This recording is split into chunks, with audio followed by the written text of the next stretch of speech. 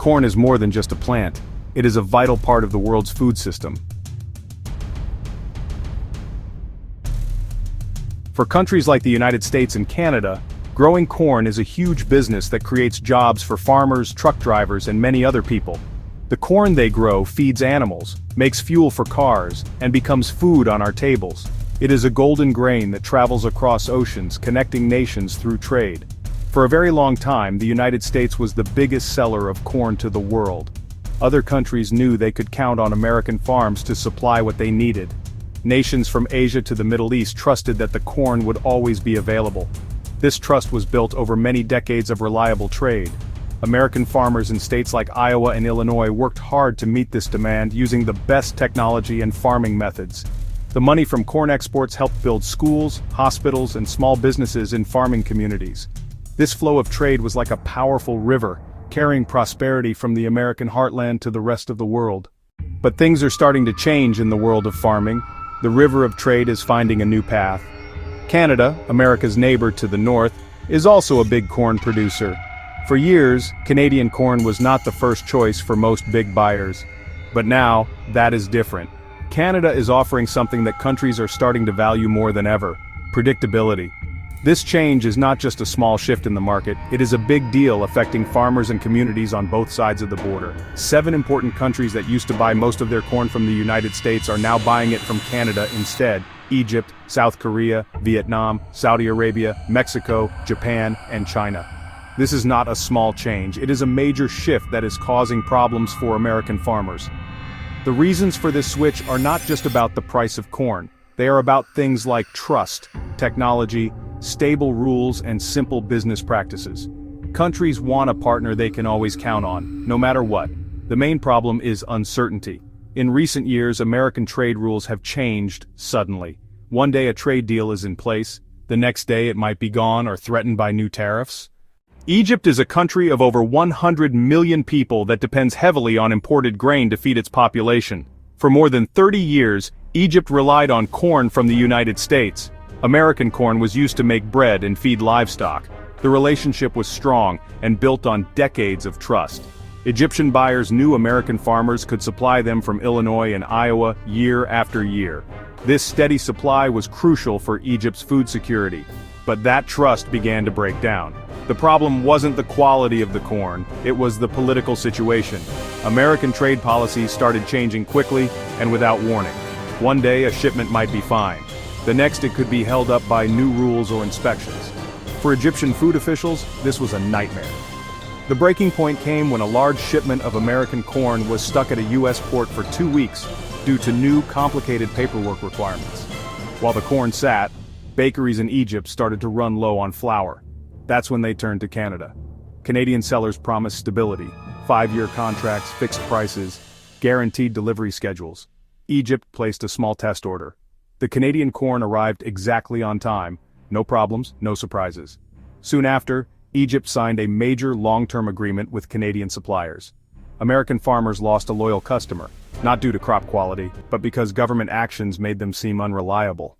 South Korea is a country known for its amazing technology, from smartphones to smart cars. The leaders of its food industry expect the same level of technology from their suppliers. They want to track their food from the farm to the factory in real time. They need digital paperwork that can be checked instantly. This helps them run their businesses efficiently and make sure their food is safe. For a long time, they bought corn from the United States, but they found that American suppliers were often using old systems. It felt like they were stuck in the past. The big problem was the lack of modern tracking and documentation.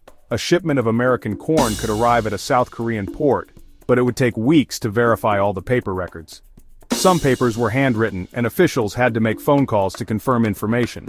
While the American corn sat at the port, production lines at food factories slowed down. This cost companies a lot of money. In contrast, Canadian suppliers were already living in the future. When a Canadian corn shipment arrived, it came with a QR code. A port official could scan the code with a smartphone and get all the information instantly. They could see which farm the corn came from, when it was harvested, and the results of quality tests. The entire journey was tracked using blockchain technology, which is very secure and transparent. The Canadian shipment could be processed in just 48 hours. Companies like Samsung's food division started signing deals directly with Canadian exporters. Within a few years, South Korea had completely switched its corn supply to Canada. Vietnam has a fast-growing economy that relies on agriculture, especially for raising fish and shrimp for export. To feed their farm fish, Vietnamese farmers need a lot of corn. For many years they bought this corn from the United States. This relationship worked well until American trade policies became unpredictable. Vietnam found itself caught in the middle of trade disputes between the United States and China. Even though Vietnam wasn't part of the argument, it still felt the effects.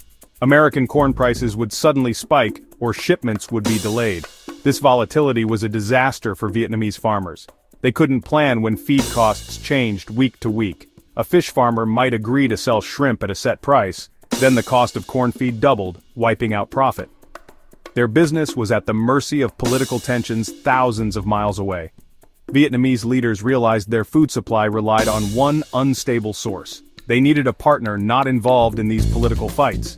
Canada offered political neutrality. Canada wasn't in a trade war with China. Its government focused on stable, long-term trade ties. Canadian suppliers could offer a 5-year contract with a fixed price. This was a revolutionary idea for Vietnamese buyers. For the first time, they could plan with confidence. They knew feed costs for the next 5 years. That allowed investment and expansion of farms. By 2025, nearly 90% of Vietnam's corn imports came from Canada, up from almost zero. Saudi Arabia is a wealthy desert kingdom that has to import most of its food. For a country that controls a large part of the world's oil, being unable to feed its own people is a major security risk. For decades, Saudi Arabia bought grain from many countries. But a closer look revealed a problem. Even though the suppliers were different, many shipments passed through American-controlled ports and financial systems. This meant that a single political decision in Washington could still disrupt their food supply. The kingdom's leaders became very worried during a period of changing American foreign policy. They ran simulations to see what would happen in a crisis, and the results were frightening. A major disruption to the food supply chain could lead to shortages in just a few weeks. The country that was a global energy superpower was dangerously weak when it came to food. They decided they needed a truly independent food partner. Canada provided the answer. Canadian grain could be shipped directly to Saudi Arabia without ever passing through American territory or systems. It offered a completely separate and secure supply chain. The first deal was made quietly. It was a 5-year contract for corn, wheat, and other grains. The terms were simple: fixed prices, guaranteed delivery, no political strings attached. Saudi Arabia was so impressed that it invested over $2 billion in Canadian agricultural infrastructure, storage facilities, and research centers. This was more than just a trade deal, it was a strategic alliance. The relationship between the United States and Mexico has always been special. As neighbors, they have traded with each other for generations. Mexico was America's biggest and most loyal customer for corn. Mexican food companies, small family-owned tortilla makers, and large livestock operations built their entire businesses around a steady flow of corn from across the border. The trade was so normal that it was almost like family. But even in the closest families, trust can be broken, and that is what happened here. The problem started with constant uncertainty over trade rules. The long-standing NAFTA agreement was replaced, new threats of tariffs came and went, and immigration and border security issues became entangled with trade. Mexican buyers felt trapped. The rules of the game could change overnight. A shipment of corn could be delayed for weeks at the border because of new inspection rules that seemed designed to send a political message. For a tortilla factory that needs corn every day, these delays were devastating.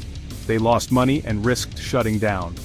The final straw came when a large corn shipment was held up at the border during a political dispute.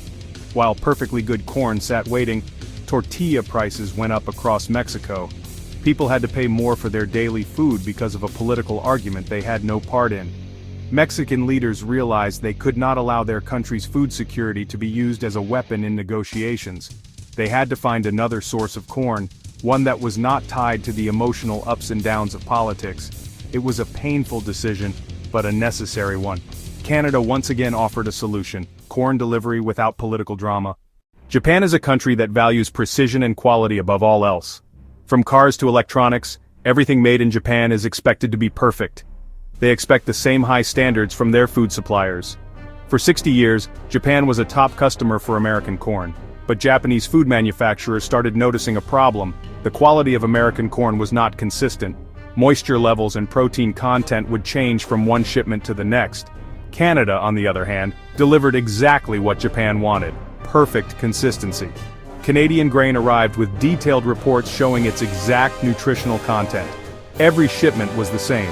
Within just a few years, Canada became Japan's #1 supplier of corn. China, as a global superpower, has different concerns. Its main goal is to ensure it can feed its 1.4 billion people without being dependent on any other country, especially a political rival like the United States. Chinese leaders saw how trade disputes could threaten their food supply and decided they needed a new strategy. They looked to Canada as a partner that could provide massive amounts of grain with no political risk. They began signing huge deals not just for corn but to build a completely independent agricultural alliance. China invested in Canadian ports and infrastructure to create new shipping routes, including through the Arctic, that would bypass the US completely. American corn exports to China, once a massive market, fell dramatically. China then started encouraging other countries in its sphere of influence to also switch to Canadian suppliers. The message was clear: American agricultural power is no longer essential. For American farmers, the loss of both a precision partner like Japan and a power player like China was a devastating blow.